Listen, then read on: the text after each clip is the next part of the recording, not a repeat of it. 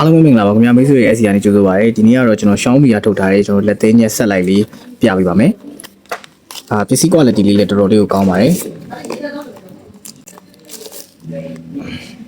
ဒါဒီကောင်လေးပဲဖြစ်ပါတယ်အပေါ်မှာတော့ကျွန်တော်ဒီမှာမီကြားတစ်စိတ်လေးပါမယ်ပေါ့နော်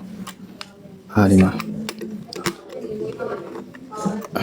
ဒါသူ့ရဲ့အသားလုံးဝမဆွေးဘူးပေါ့နော်မဆွေးဘူးလုံးဝတန်ကြီးမတက်ဘူး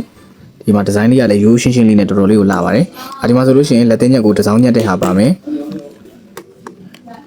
ဒီမှာဆိုလို့ရှိရင်တော့ကျွန်တော်အတင်းညက်တဲ့ရပါမယ်ပေါ့နော်ဒီကောင်တော့ပုံမှန်လက်သေးညက်ပဲလုံးဝတန်ကြီးမတက်ဘူးရေဆိုးခံတယ်ပေါ့နော်လုံးဝမဆွေးပါဘူး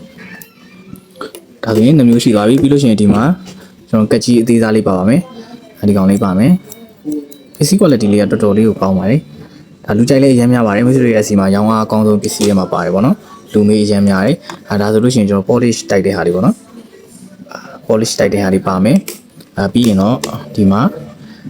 နားကလော်တဲ့တန်လေးပါမယ်ပေါ့နော်ဒီဇိုင်းလေးကလုံးဝရိုးရှင်းဒီကောင်လေးပါတော်တော်လေးကိုမိုက်ပါတယ်သူကဒီမှာပစ္စည်းတွေဆိုလို့ရှိရင်ကျွန်တော်ပြုတ်မကြအောင်တန်လိုက်နဲ့ထိန်းထားတယ်ပေါ့နော်တန်လိုက်နဲ့ထိန်းပြီးထားပါတယ်